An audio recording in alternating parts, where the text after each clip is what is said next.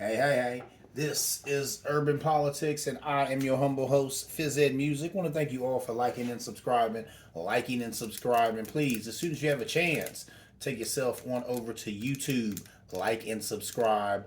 Like and subscribe. Phys Ed Music, Urban Politics.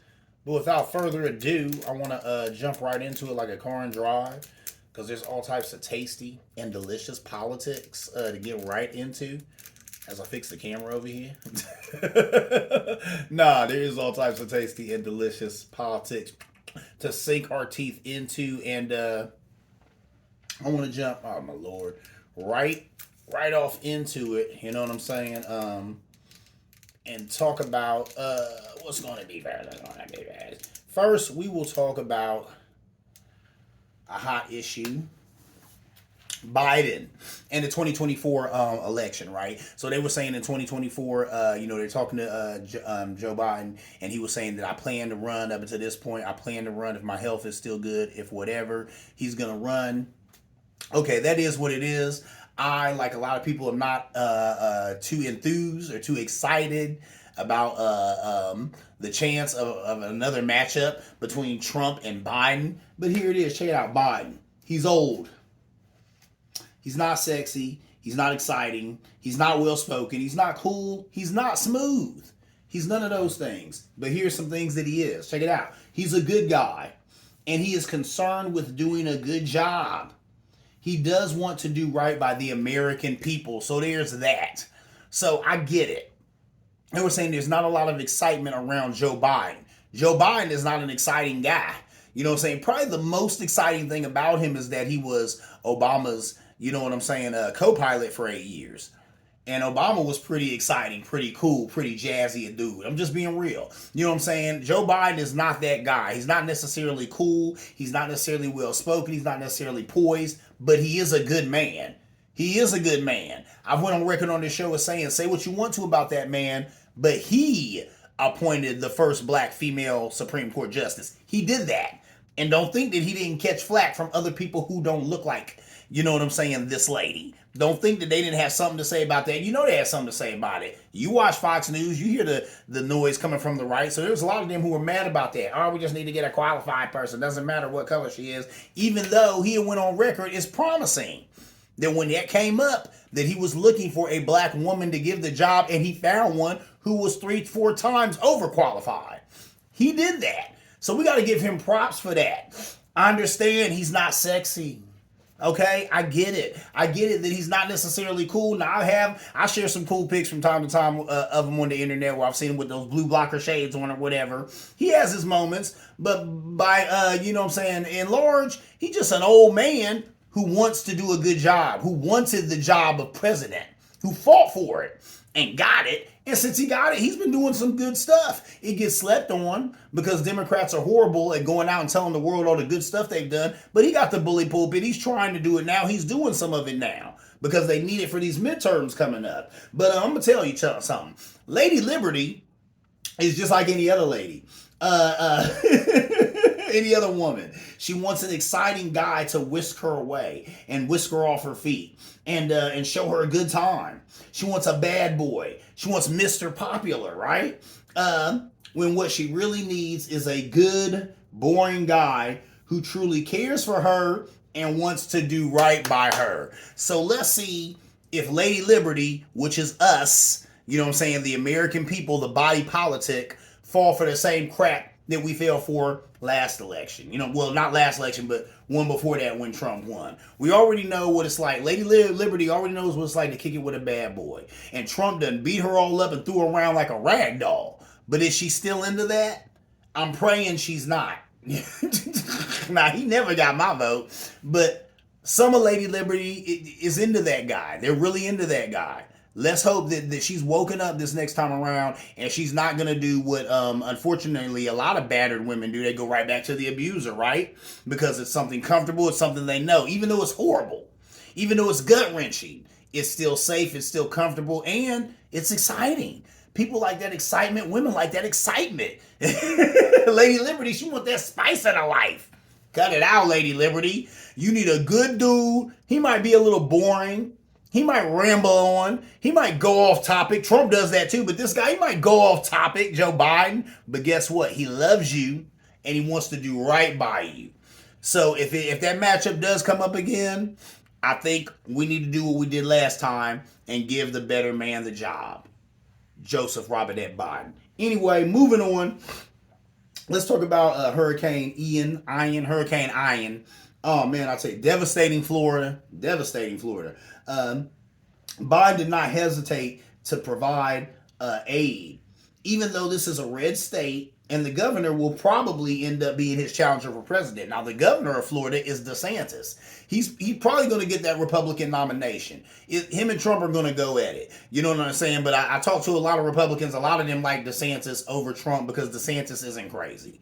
You know, and he's doing all the things that he needs to garner love and support from that base, which is act like Trump.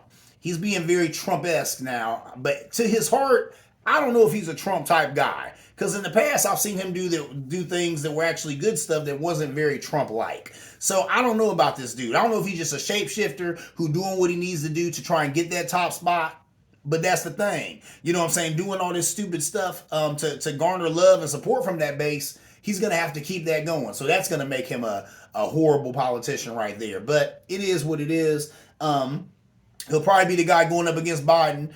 Republicans always like to play these games with a natural disaster. You know, they always like to withhold support or whatever. You know, some of the GOP have even been spreading conspiracy theories about deep state having a weather machine and saying that this is some sort of retribution because DeSantis has done things like, go against liberals, saying, doing stuff like denying COVID and, going against critical race theory that was never being taught in schools, but him still, putting out legislation and signing in laws or whatever that make it illegal to teach critical race theory. So he's been doing all this thing. This lady on a conservative outlet gonna say, yeah, so it's interesting how these storms and these natural disasters always come around when it's election season and they always hit red states. And we know that the deep state has access to a weather machine and they can turn it on whenever they want to and blah, blah, blah. Well, oh, come on, man. See, this is why it's hard.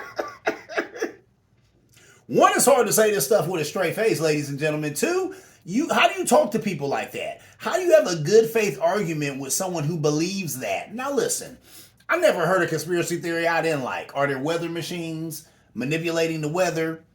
I could believe that. Fine. Whatever.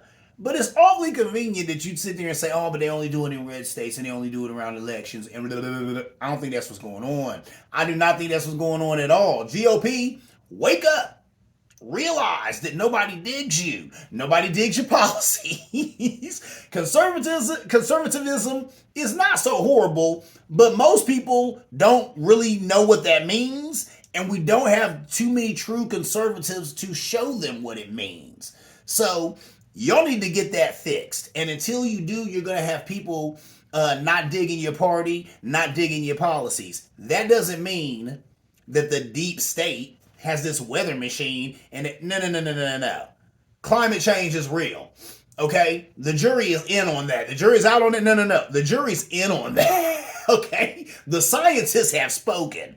Stuff that man does on the planet does affect the climate. We know this. GOP, you want to walk around in the dark about it? And then when states like Florida or other red states get hit hard, then you want to sit here and say, oh, well, it must be some weather machine that the deep state has. Nah, man, this weather machine is called weather. It's called science. And y'all keep denying it even though it's real. So feel that science when it's uprooting your constituents out of where they live because you refuse to do anything about it, DeSantis. You know what I'm saying? You run around and you use money that's earmarked for COVID to send migrants off so you can make some kind of political points. That's money you could have used for this catastrophe that just happened in your state. Sure enough, you didn't see it coming. But the fact that it has, that's what further lets you know you ain't got time to be playing these games, bruh. You know what I'm saying? Do your job. Now, I like the fact, like I said, Biden, And the Democrats, they never make it political. They never make it political. Whenever there's a natural disaster, they all stand up and say, man, send that state aid. Those are human beings. They need help. Go help them. It's only Republicans who are sitting there like, oh, well, that's a blue state. And maybe it's those policies of those Democrats that have made it so easy for that natural disaster to happen there. Maybe we should withhold aid. Or we want to vote on aid. And it doesn't have anything to do with it being a Democratic state. It has to do with us, it has to do with the national debt. They always find something that has to do with the national debt. Get out of here. Whatever. Biden didn't play those type of games. It's good he did. That's called real leadership. You know what I'm saying? So I'm glad to see it, but we'll see what happens with that, because really it's pathetic. It really is pathetic that, you know what I'm saying, that guy would sit there and try to act like and when I say that guy, I'm talking about DeSantis and some of these other Republicans would try to act like this is some deep state machine that's causing this bad. Nah, man, this is global warming, and y'all keep wanting to turn a blind eye to it. It's real, and here it is knocking on your door. Anyway, moving on, let's talk about something local race between JD Vance and Tim Ryan. Tim Ryan is the Democrat, JD Vance the Republican. JD Vance right now is getting 46% to Tim Ryan's 45%, so that's extremely close. That's huge right there. That's really bad news for Tim Ryan, because Tim Ryan is the incumbent. He's the Democrat, but he's the incumbent. He's had that job. He has the apparatus. So the fact that his Republican challenger is within, what they're saying here, a point ahead of him.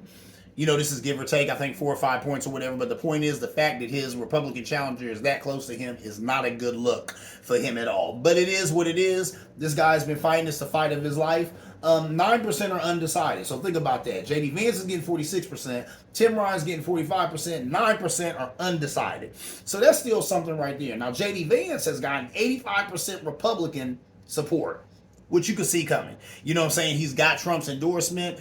He's got big Republican donors who are, feeding his campaign. Of course, he's got 85% support from Republicans. Tim Ryan has 9% support from the GOP. That number blew me away. Now, you look at that number and you're like, 9%. But think about that. If there's even 9% of Republicans or the GOP who would come out and actually say that they're for Ryan and not for JD Vance in this political climate, right now, when the leader of your gang, Lord King Trump, will have you excommunicated in a heartbeat if you ain't down with him or down with his program, that's huge right there. My hat's off to these men and women who had the testicular or fortitude to say, hey, you know what I'm saying? I'm digging Tim Ryan and I ain't digging Vance. So that is what it is. Like I said, 9% of GOP.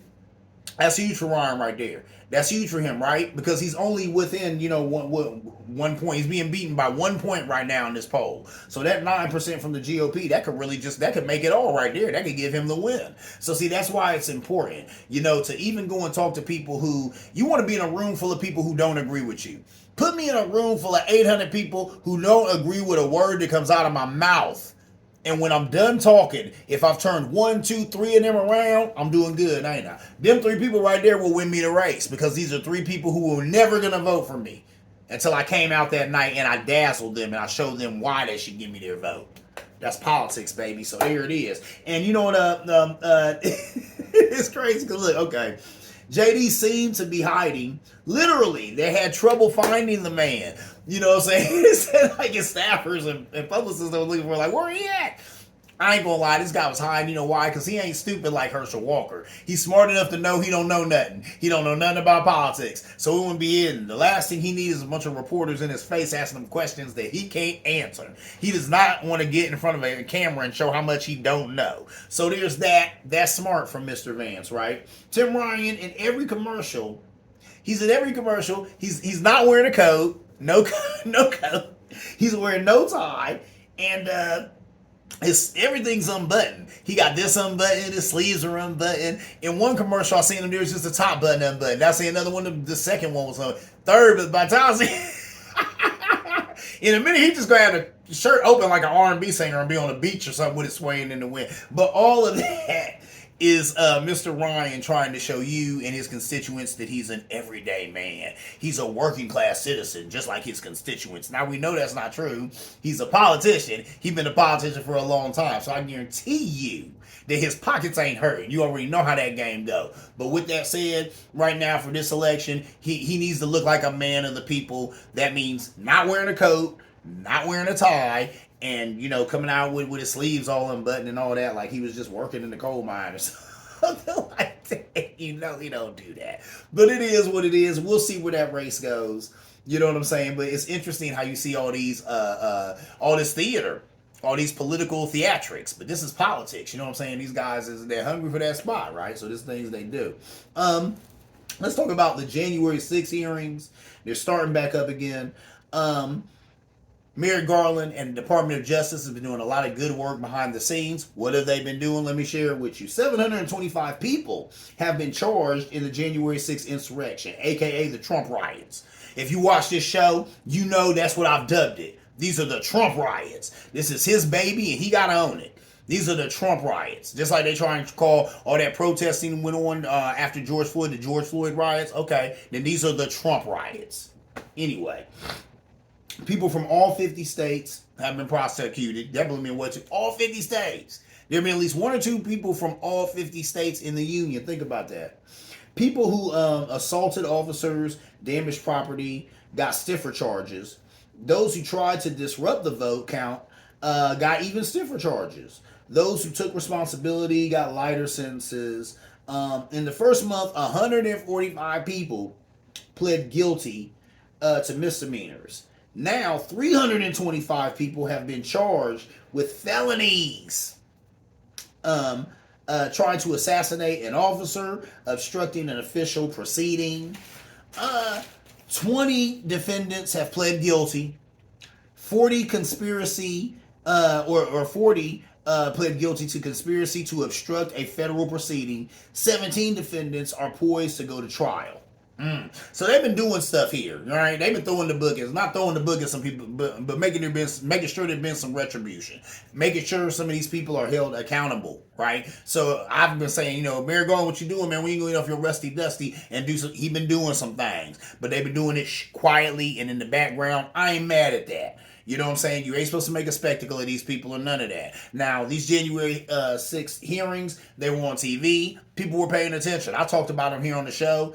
I didn't know people were going to pay attention. Republicans kept going on and on about how there's football and there's all these other good things to watch. Nobody care about those hearings. Anybody been watching them hearings? Looks like people were. I think they said 20 to 30 million Americans, or maybe 30 to 40 million Americans were tuning in and paying attention to the Democrats using Republican language to explain how the Republicans try to steal democracy. They get a chef's kiss for that. They executed that brilliantly.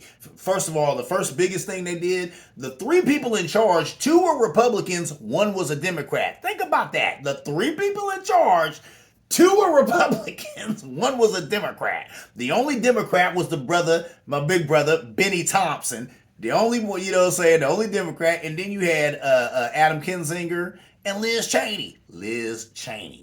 Remember, last name Cheney. Come on. So they executed that perfectly. Because it's kind of hard for you to sit there and scream partisan when we got 2 Republicans and 1 Democrat leading the whole commission. 2 R's, 1 D. So that was smart, man. That was real smart. Merrick Garland spoke about death threats and the issue of real-life violence perpetuated by overly ideological political players. See, here's the thing. And it's sad.